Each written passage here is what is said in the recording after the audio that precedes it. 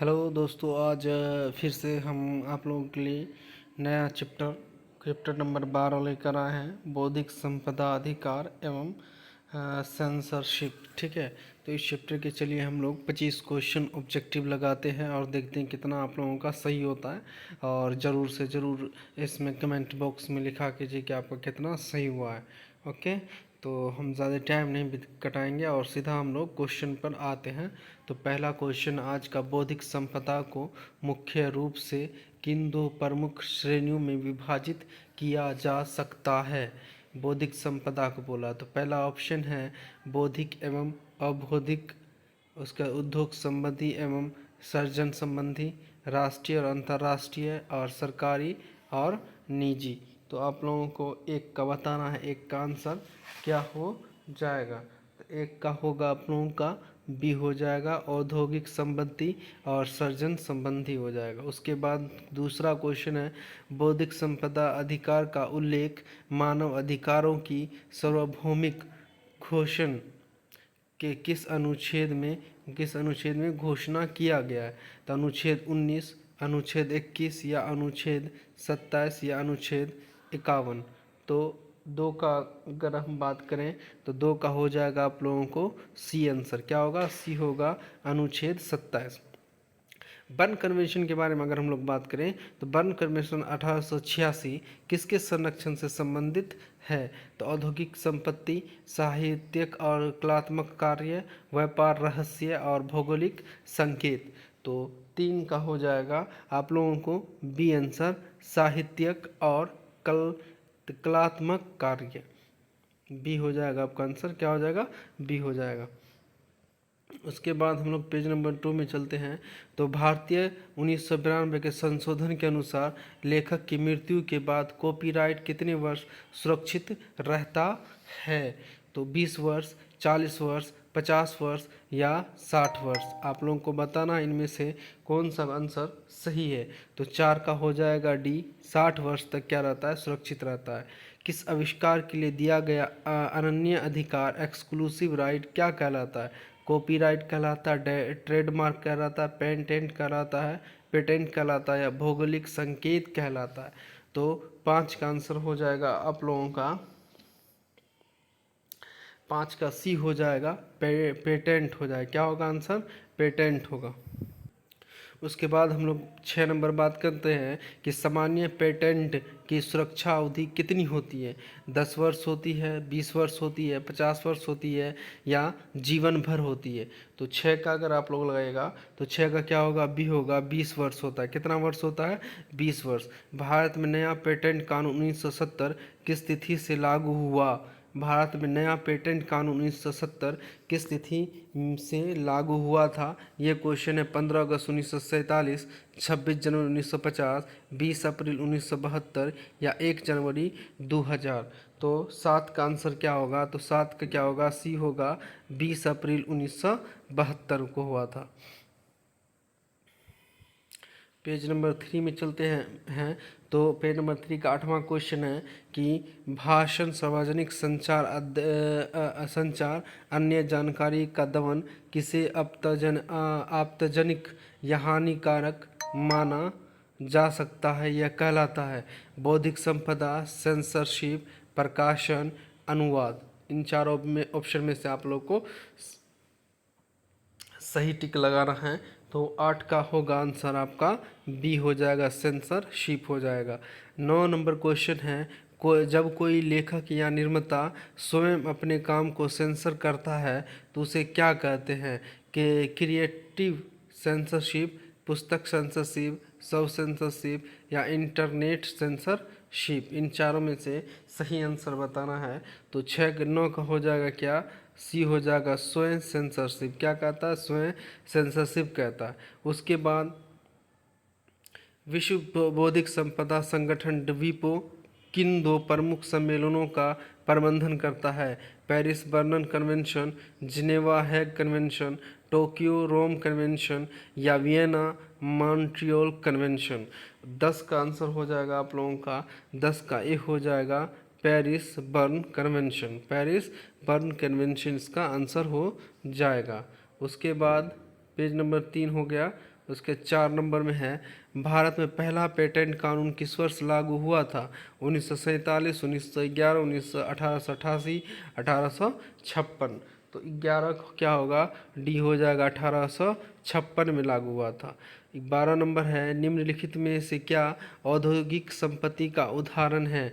तो उपन्यास है, कविता है, ट्रेडमार्क है, पेंटिंग है।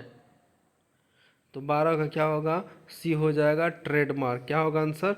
ट्रेडमार्क हो जाएगा। निम्नलिखित में से क्या सर्जन संबंधी बौद्धिक संपदा का उदाहरण है? पेटेंट है, संगीत रचना है, औद्योगिक डिजाइन है, व्यापार रहस्य है।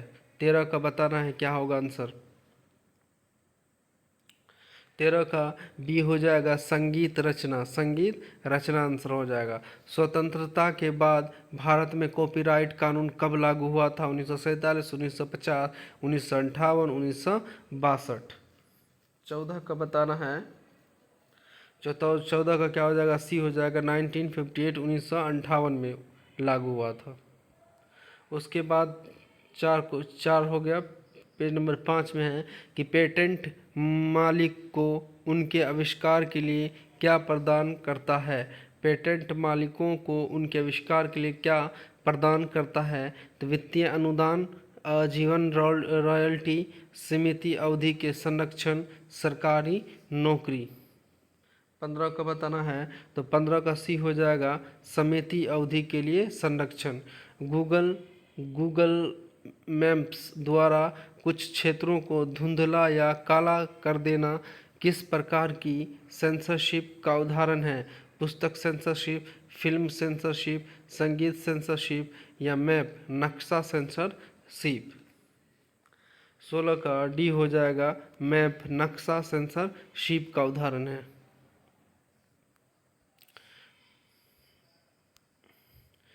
17 है, ओपन सोर्स सॉफ्टवेयर आंदोलन के विचारों को किस आंदोलन के सामने माना गया है?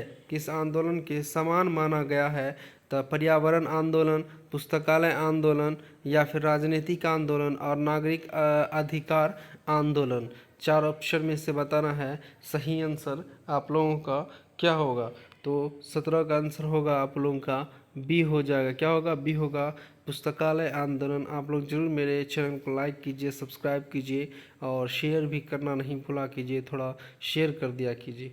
चलिए अगला क्वेश्चन है, बौद्धिक संपदा का वह प्रकार जो किसी उत्पाद के मूल स्थान को दर्शाता है, जैसे बनारसी साड़ी का क्या कहलाती है? जैसे बनारसी साड़ी क्या कहलाती है? पेटेंट कहलाएगा, ट्रेडमार्क कहलाएगा, कॉपीराइट कहलाएगा या भौगोलिक पहचान कहलाएगा। 18 का बताना है। तो 18 का आंसर हो जाएगा आप लोगों का डी, भौगोलिक पहचान। क्या कहलाएगा? भौगोलिक पहचान कहलाएगा। भारत में पेटेंट व्यवस्था पर पूर्ण विचार के लिए न्यायमूर्ति अयंगर ने अपना प्रतिवेदन किस वर्ष दिया था? 1947 में, 1959 में, 1970 में, 1991 में। दोस्तों आप लोगों का इसका आंसर बताना है कि सही आंसर इसका क्या होगा। 19 का हो जाएगा, बी हो जाएगा 1959 में। क्या होगा आंसर? 1959 हो जाएगा।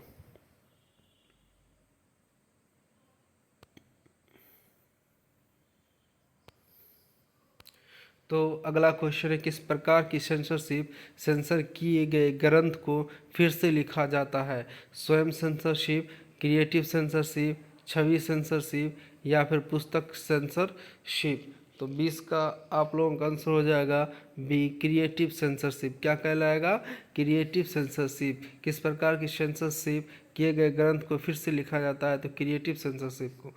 एक पेटेंट की अवधि समाप्त होने के बाद आविष्कार की स्थिति क्या होती है? तो उसे नवीनीकृत किया जाता है, वह सार्वजनिक डोमेन में प्रवेश करता है, उसे सरकार खरीद लेती है या उस पर प्रतिबंध लगा दिया जाता है। तो 21 का आपको हो जाएगा बी आंसर। क्या हो जाएगा? बी हो जाएगा कि वह सार्वजनिक डोमेन में प्रवेश करता है। उसके बाद 22 है, कंप्यूटर प्रोग्राम, सॉफ्टवेयर और मल्टीमीडिया प्रस्तुत किस प्रकार की बौद्धिक संपदा के अंतर्गत आते हैं? तो ए नंबर है उद्योग संबंधी, सर्जन संबंधी, भौगोलिक संबंधी या गोपनीय। तो 22 का आंसर होगा आप लोगों का बी हो जाएगा, सर्जन संबंधी। क्या होगा? सर्जन संबंधी हो जाएगा।